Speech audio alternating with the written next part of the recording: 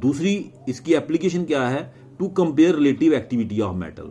Simple सी बात है बच्चे, जिसका ऑक्सीडेशन पोटेंशियल सबसे ज्यादा होगा मतलब that will be the most active metal. Simple सी बात है, ऑक्सीडेशन पोटेंशियल ज्यादा, अगर आपने इसी चीज को रिडक्शन पोटेंशियल फॉर्म में बोलना हो तो आप कह सकते कि जिसका रिडक्शन पोटेंशियल सबसे कम होगा वो मेटल सबसे ज्यादा एक्टिव होगा। सीधी सी बात है ना। So greater the oxidation potential of metal, more its tendency to lose electron and greater the reactivity. For example ये मेटल्स कुछ इसने दिए हैं यहां पे, ये कहता है कि मैग्नीशियम का ऑक्सीडेशन पोटेंशियल जिंक से ज्यादा है, जिंक का आयरन से, आयरन का कॉपर से, कॉपर का सिल्वर से। Therefore magnesium has highest tendency to lose electron, silver has least. तो मोस्ट रिएक्टिव कौन हुआ, मैग्नीशियम। सिल्वर क्या हुआ, लीस्ट रिएक्टिव। आप यहां से भी देख सकते हैं, देखें मैग्नीशियम का रिडक्शन पोटेंशियल -2.37 है, तो अगर हम इसी का ऑक्सीडेशन पोटेंशियल बोलेंगे कितना आएगा, +2.37 मैग्नीशियम। दूसरी साइड पे सिल्वर की बात करें तो सिल्वर का रिडक्शन पोटेंशियल देखिए कितना है बच्चे, 0.80 वोल्ट, 0.80।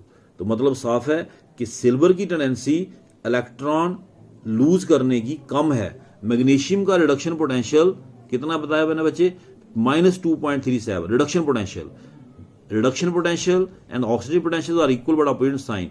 साफ है कि मैग्नीशियम का ऑक्सीडेशन पोटेंशियल बहुत ज्यादा है। इट मीन मैग्नीशियम की टेंडेंसी इलेक्ट्रॉन लूज करने की एज कंपेयर टू सिल्वर बहुत ज्यादा है। उसके बाद आता है बच्चे to calculate the standard EMF of cell.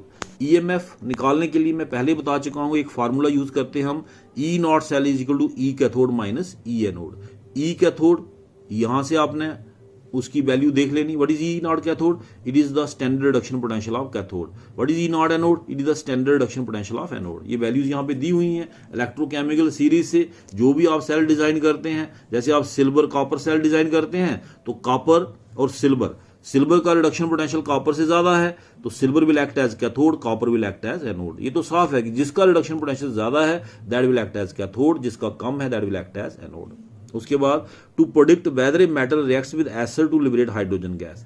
ये देखने के लिए कि कोई भी मेटल एसिड से रिएक्ट करके हाइड्रोजन गैस को लिबरेट करेगा या नहीं करेगा, उसमें भी हमें कौन हेल्प करती, इलेक्ट्रोकेमिकल सीरीज। रिएक्शन ये होगा metal plus H positive. Understood है, H पॉजिटिव को वही इलेक्ट्रॉन लूज करेगा मेटल जिसका ऑक्सीडेशन पोटेंशियल हाइड्रोजन से ज्यादा है।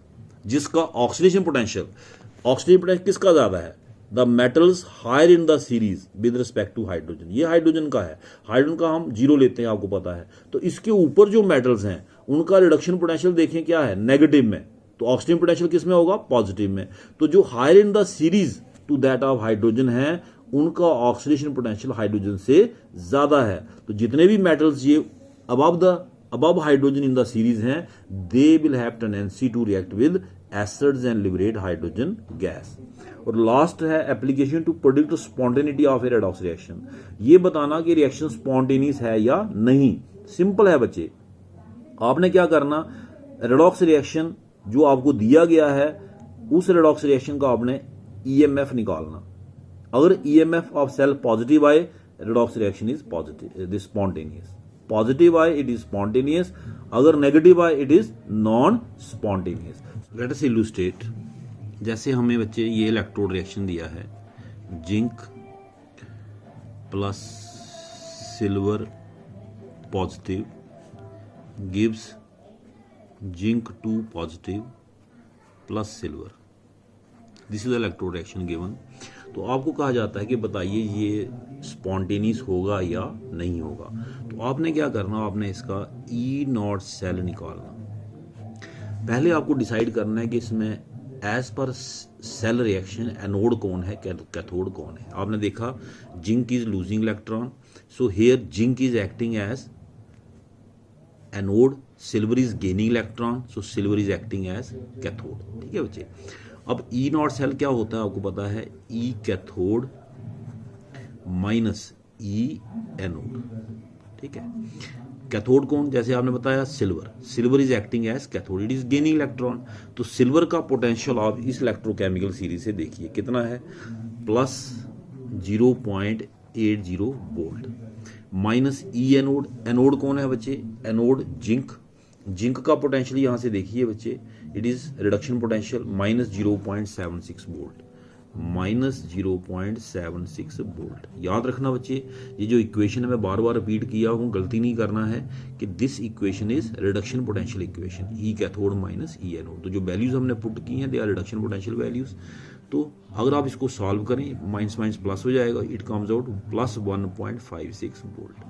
चूंकि ई नॉट सेल आपका पॉजिटिव है, mean this cell reaction is spontaneous.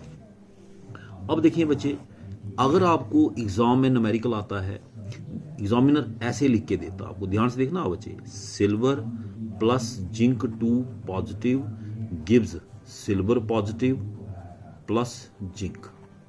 ठीक है, आपको एग्जामिनर कहता है बताइए ये cell reaction, redox reaction spontaneous होगा या नहीं होगा, क्या ये सेल काम करेगा या नहीं करेगा। इस सेल में देखिए silver is losing electron, so here silver act as anode. Silver किसका काम कर रही है बच्चे, एनोड का, एज पर सेल रिएक्शन जो हमें दिया गया है ना। वो तो बाद में डिसाइड होगा गलत दिया या सही दिया, वही तो हमने निकालना है।